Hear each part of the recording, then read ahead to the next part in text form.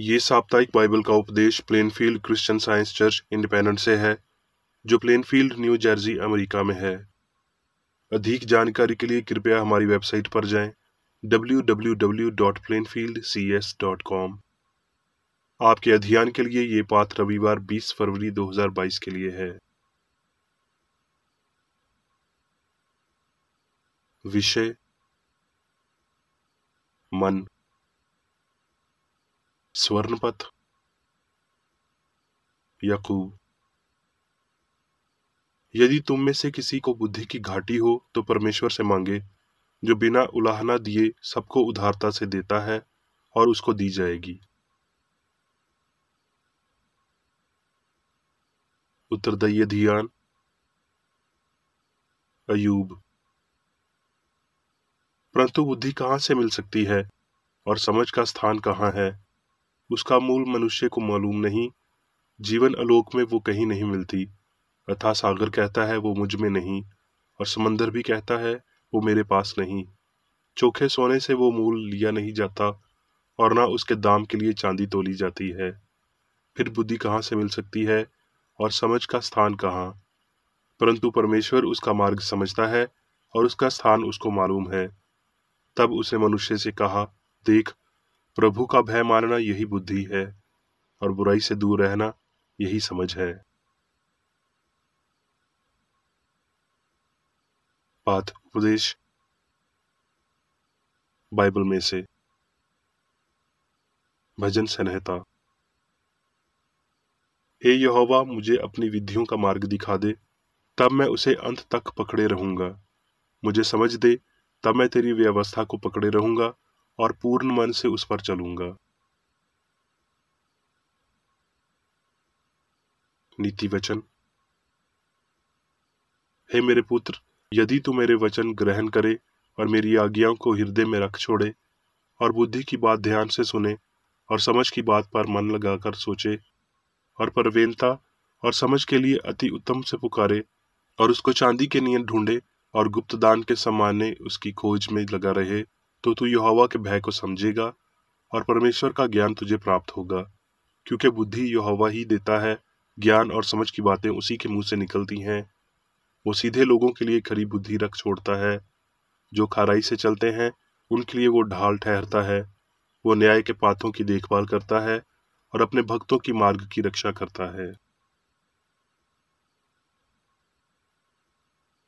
राजे।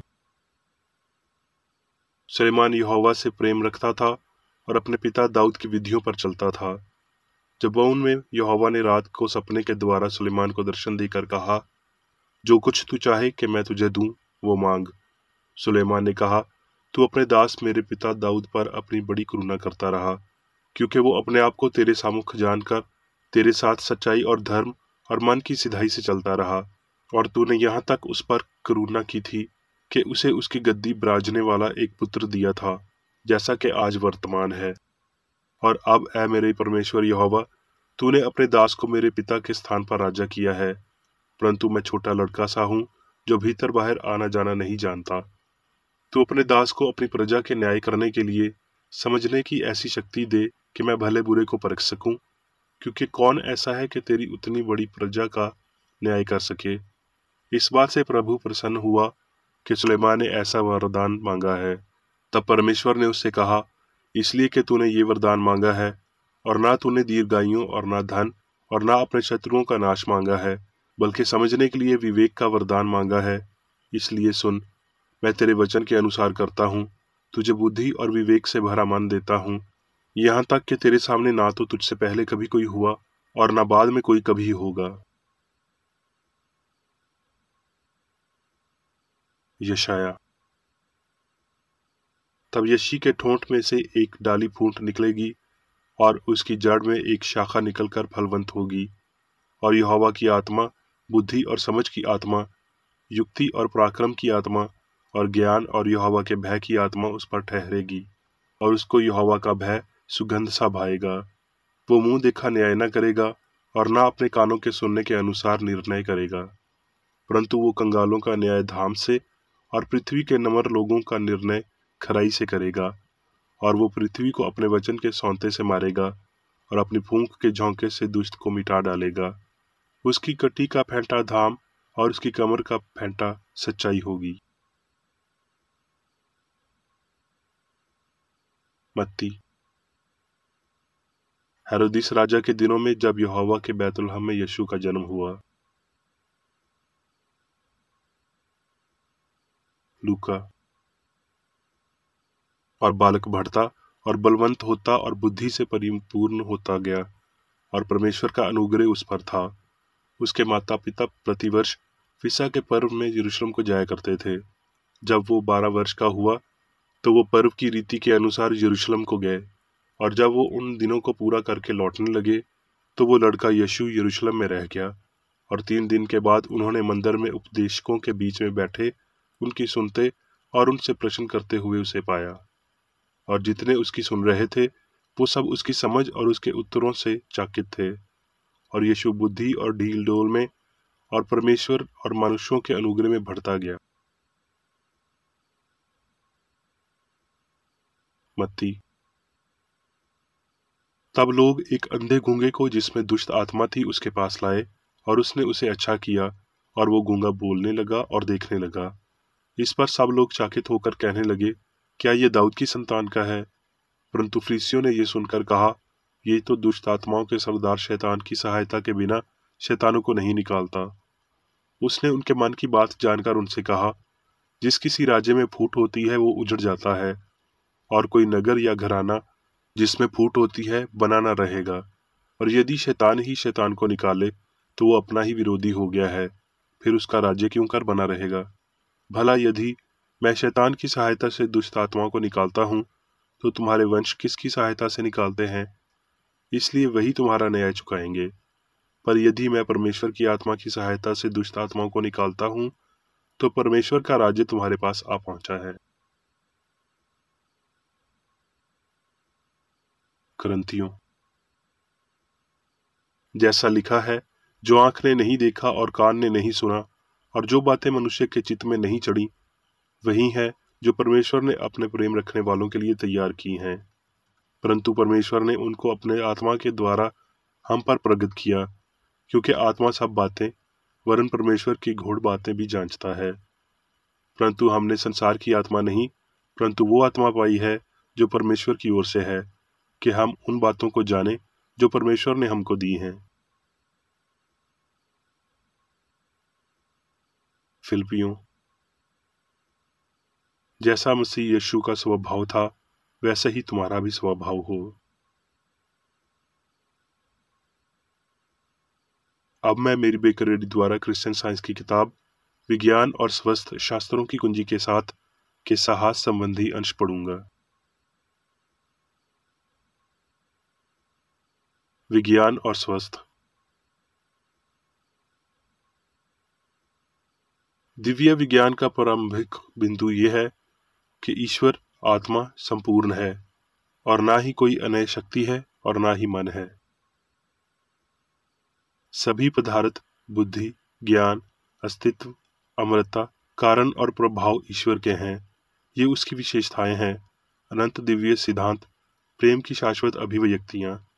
कोई भी ज्ञान बुद्धिमान नहीं है, लेकिन उसका ज्ञान है। कोई सत्य सत्य नहीं है, कोई प्रेम प्यारा नहीं है, कोई जीवन जीवन नहीं है, लेकिन परमात्मा है। कोई अच्छा नहीं है, लेकिन अच्छा भगवान ही सबसे अच्छा है। दिव्य तत्व मीमांसा, जैसा कि आध्यात्मिक समझ से पता चलता है, स्पष्ट रूप से दिखाता है कि सभी कुछ मन है, और वो मन ईश्वर है, सर्वशक्तिमान, सर्वव्यापी, स्वर्गीय, अर्थात सभी शक्ति, सभी उपास्थिति, सभी विज्ञान। इसलिए सभी वास्तव में मन की अभिव्यक्ति है। मन, केवल मैं या हम, एकमात्र आत्मा, जीवन, दिव्य सिद्धांत, पदार्थ, जीवन, सत्य, प्रेम, एक ईश्वर वो नहीं जो मनुष्य में है, लेकिन दिव्य सिद्धांत या ईश्वर जिसका मनुष्य पूर्ण और परिपूर्ण अभिव्यक्ति है। देवता जो रेखानत करते हैं, लेकिन रेखानत किए नहीं जाते। विज्ञान में ये कभी नहीं कहा जा सकता कि मनुष्य का अपना मन है, ईश्वर से अलग जो कि संपूर्ण मन है। प्रश्न: क्या मस्तिष्क सोचता है और क्या नसें महसूस करती हैं और क्या पदार्थ में बुद्धि है? उत्तर: नहीं। अगर भगवान सच्चा है और नश्वर आदमी झूठा है तो नहीं। जब पदार्थ बुद्धिमान नहीं है और मस्तिष्क के हिस्से सोच नहीं सकते हैं तो बुद्धि कैसे रह सकती है? पदार्थ मन के कार्य नहीं कर सकता। त्रुटि कहती है, मैं मनुष्य हूँ, लेकिन ये विश्वास नश्वर है और वास्तविक से बहुत दूर है। शुरू से अंत तक जो कुछ भी नश्वर है वो भौतिक मानवीय मान्यताओं से बना है और कुछ नहीं है। ईश्वर बुद्धि है। क्या हम उस अनंत मन को सूचित कर सकते हैं जो वो पहले से ही जानता है? क्या हम पूर्णता को बदलने की उम्मीद करते हैं? वास्तविक मनुष्य का प्रत्येक कार्य ईश्वरीय मन द्वारा संचालित होता है। मानव में मन मारने या ठीक करने की कोई शक्ति नहीं है और इसका भगवान के आदमी पर कोई नियंत्रण नहीं है। वो दिव्य मन जिसने मनुष्य को बनाया वो अपनी छवि और समानता को बनाए रखता है। मानव मन भगवान के विपरीत है और इसे बंद करना चाहिए, जैसा कि संत पौलुस ने घोषित किया है। वो सब जो वास्तव में मौजूद है वो दिव्य मन और उसका विचार है, और इस मन में संपूर्ण पुरानी समान जैसा पूर्ण और शाश्वत पाया जाता है। सीधे और संकीर्ण तरीके से इस तथ्य को देखना और स्वीकार करना है, उस शक्ति से उपजें और सच्चाई के अग्रानी का पालन करें। ये मनुष्य प्रशासन करने के लिए आध्यात्मिक भावना का प्रतंत्र है। भौतिक गलत मानव शरीर पर और उसके माध्यम से हानिकारक रूप से कार्य करता है। इच्छा शक्ति सभी बुराइयों में सक्षम है। वो कभी बीमारों को ठीक नहीं कर सकता क्योंकि वो अधर्मियों की प्रार्थना है, जबकि भावनाओं का अभ्यास आशा, विश्वास, प्रेम धार्मियों की प्रार्थना है। इंद्रियों की बजाय विज्ञान द्वारा शासित ये प्रार्थना बीमारों को ठीक करती है। हमारे मास्टर के कहने ने उन्हें रबी के विद्वान धर्मशास्त्र से अलग कर दिया कि मैं और मेरे पिता एक हैं। भगवान के बारे में उनकी बेहतर समझ उनके लिए एक प्रतिघात थी। वो एक मन को जानता था और किसी अन्य के लिए कोई दावा नहीं करता था। वो जानता था कि शरीर के बदले अहंकार मन था और वो पदार्थ पाप और बुराई मन नहीं था, और इस दिव्य विज्ञान के बारे में उनकी समझ ने उन्हें अमर का आधार बना दिया था। ये समझ के अहंकार मन है और ये कि एक मन या बुद्धि है, एक बार में नश्वर अर्थ की त्रुटियों को नष्ट करने और अमर भावना की सच्चाई की आपूर्ति करने के लिए शुरू होता है। ये समझ शरीर को सामान जैसे पूर्ण बनाती है। ये तंत्रिकाओं, हड्डियों, मस्तिष्क इत्यादि को मालिक के बजाय नौकर बनाता है। यदि मनुष्य दिव्य मन के नियम से संचालित होता है तो उसका शरीर हमेशा की जिंदगी और सच्चाई और प्रेम को प्रस्तुत करने में है। मानव मन जो इस आध्यात्मिक समझ के साथ जुड़ा हुआ है अधिक लोचादार हो जाता है, अधिक धीरज रखने में सक्षम हो जाता है, कुछ हद तक खुद से बच जाता है और कम प्रतिनिधि की आवश्यकता होती है। मनुष्य की व्यक्त क्षमताओं और भावनाओं को विकसित करने के विज्ञान का ज्ञान ये वातावरण का विस्तार करता है जिससे नश्वर व्यापक और उच्च क्षेत्रों तक पहुंच प्राप्त करता है। ये विचारक को अंतर्दृष्टि और दृष्टिकोण को अपनी मूल हवा में उठाता है। जैसे ही नश्वर इस भ्रम को छोड़ देते हैं कि एक से अधिक मन है, एक से अधिक ईश्वर हैं, ईश्वर की समानता में मनुष्य प्रकट होगा और ये शाश्वत मनुष्य उस समानता में कोई भौतिक तत्व शामिल नहीं करेगा। एक सामग्री के रूप में एक सिद्धांतिक जीवन आधार को अस्तित्व की गलत धारणा के रूप में पाया जाता है। मनुष्य का आध्यात्मिक और दिव्य सिद्धांत मानव विचार पर आधारित होता है और ये वहां था जहां युवा बच्चा था और हमें इसी की ओर ले जाता है, यहाँ तक कि एक नए जन्म के लिए भी पुराना विचार जीवन के आध्यात्मिक बोध और जिसमें जीवन शामिल है। मानव विचार को स्वयं भौतिकता और बंधन से मुक्त करना होगा। उसे अब सर, हृदय या फेफड़ों से नहीं पूछना चाहिए जीवन के लिए मनुष्य की संभावनाएं क्या हैं। मन असहाय नहीं है, बुद्धि के समक्ष बुद्धिमत्ता मूक नहीं है।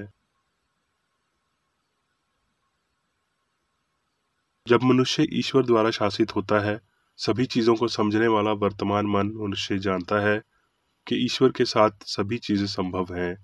उस जीवित सत्य को समझने का एकमात्र मार्ग जो बीमार को उपचार देता है, ईश्वरीय मन के विज्ञान में पाया जाता है, जैसा कि यीशु मसीह ने सिखाया और प्रदर्शित किया है। एक ईश्वर, एक मन उस शक्ति को प्रकट करता है जो बीमारों को ठीक करती है और पवित्र शास्त्र की इन बातों को पूरा करती है। मैं तुम्हारा ठीक करने वाला यहोवा हूँ तथा मुझे छुड़ौती मिली है।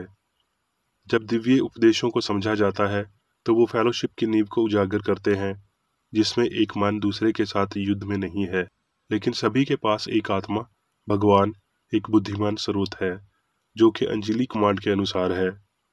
जैसा मसीह यीशु का स्वभाव था, वैसा ही तुम्हारा भी स्वभाव हो। मनुष्य और उसके निर्माता का संबंध ईश्वरीय विज्ञान में है और वास्तविक चेतना केवल ईश्वर की बातों के प्रति ही संज्ञान है।